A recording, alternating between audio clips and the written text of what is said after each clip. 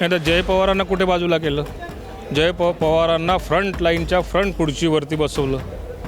त्यांच्या आजूबाजूला जे वर्किंग कमिटीचे सदस्य होते, जे प्रदेश अध्यक्ष होते, ते आम्ही सगळेजण मागे बसलो. जय पवारांना आम्ही तोच मान सन्मान दिला. पहिल्या लाईनीमध्ये सगळ्या प्रमुख नेत्यांच्या सोबत त्यांना बसवलेलं आहे. मंत्री अनिल पाटील आहेत, काय सांगणार?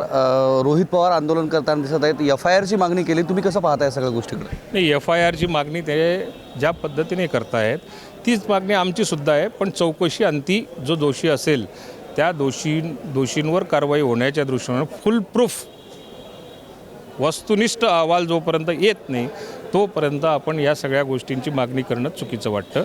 ती झाली पाहिजे, पण केव्हा? की जोपर्यंत राज्य सरकारने, केंद्र सरकारने ज्या एजन्सीज नेमलेल्या आहेत त्याच्यातून आपल्याला बाहेर आल्यानंतर दोषींवर FIRने त्याला फाशीच झाली पाहिजे.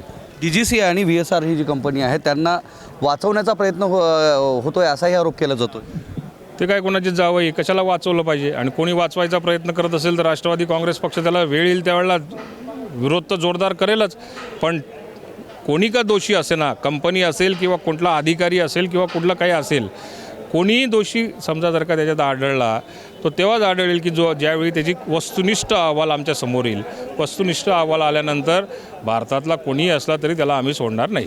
कालची जी अध्यक्षीय निवड झाली ते अध्यक्षीय निवडीमध्ये जय पवारांना बाजूला करण्यात आलं, त्या गोष्टीला तुम्ही कसं पाहता? मुद्दाम म्हणून बाजूला केल्या जाण्याचा आरोप होतोय. नाही तर जय पवारांना कुठे बाजूला केलं? जय पवारांना फ्रंट लाईनच्या फ्रंट खुर्चीवरती बसवलं. त्यांच्या आजूबाजूला जे वर्किंग कमिटीचे सदस्य होते, जे प्रदेश अध्यक्ष होते, ते आम्ही सगळेजण मागे बसलो.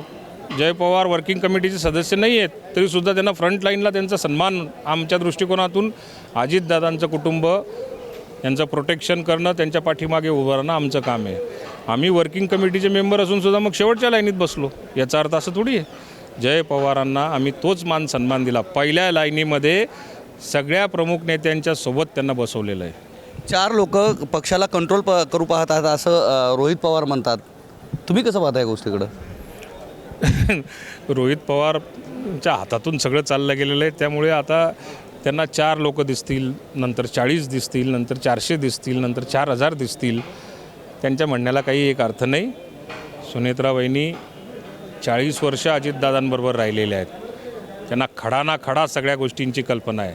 त्यामुळे येणाऱ्या काळामध्ये त्यांचे निर्णय, त्यांचा झपाटा, कामाची पद्धत, पक्ष बांधणीची प्रक्रिया ही येणाऱ्या काळात तुम्हाला दिसेलच. आमच्या विठ्ठलाला बांधून ठेवल्या जाते. सुनेत्रा वहिनी जे आहेत त्यांना भेटू दिला जात नाही नसल्याचा आरोप होताना पाहायला मिळतोय.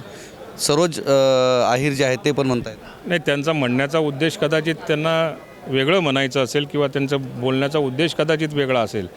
उलट होतं की अजितदादांना आम्हाला भेटायचं असेल तर फार विचारपूर्वक जावं लागायचं, त्यांची वेळ घेऊनच जावं लागायचं, वेळेतच पोचावं लागायचं. सुनेत्रा वहिनींचं तसं काही नाही, त्या इतक्या मावाळ आहेत. आम्ही ज्या दिवसापासून पक्षाचं काम करतो त्यांना सहज जाऊन भेटू शकतो. कोणाच्या अपॉइंटमेंटची किंवा मध्यस्थींची त्यांच्याजवळ गरज नाही. या सगळ्या घटनेवरून आदिती तटकरेंना पहिल्यांदाच आमदार झाल्यानंतर थेट राज्यमंत्री केलं जाते, याच्यावर आक्षेप घेण्यात आला. रोहित पवार बोलले होते. काय आदिती तटकरेंना पहिल्यांदा राज्यमंत्री आमदार झाल्याबरोबर राज्यमंत्री करण्याच्या गोष्टीवर आक्षेप घेण्यात आला. म्हणजे की पहिल्यांदाच आमदार झालेल्या आदिती तटकरे आहे, त्यांना थेट राज्यमंत्रीपदाचा दर्जा देऊन त्यांना मंत्री केल्याचं. एक सांगतो, तरुण आहे, शिकलेली मुलगी आहे, निर्णय घेण्याची क्षमता आहे. त्यामुळे त्यांना राज्यमंत्री केलं, त्याच्यानंतर कॅबिनेट मंत्री केलं. त्याच्यामुळे त्यांच्यामधला असलेला कुठेतरी आज महाराष्ट्रामध्ये जे काही निर्णय घेतलेले असतील, राज्य सरकारने लाडक्या बहिणीचा निर्णय जो घेतलेला असेल त्याच्यावर अख्खं सरकार येऊन गेलं. याच्यावर तर ते कॅपेबल आहेत. त्यांना संधी दिली आणि मग काहीतरी वेगळं निघालं असं काही झालं नाही. फायदाच झालेला आहे. संधी कोणाला ना कोणाला द्यावी लागते, कोणाला ना कोणाला थांबावं लागतं. त्यामुळे या गोष्टीला काही अर्थ नाही. शेवटचा प्रश्न, जे वैमानिक होते कपूर नावाचे, त्यांचा ह्युमर बॉम्बर म्हणून उपयोग करण्यात आला आणि थेट घातपात झाल्याचा सुद्धा आरोप अमोल मिटकरींनी केलेला आहे.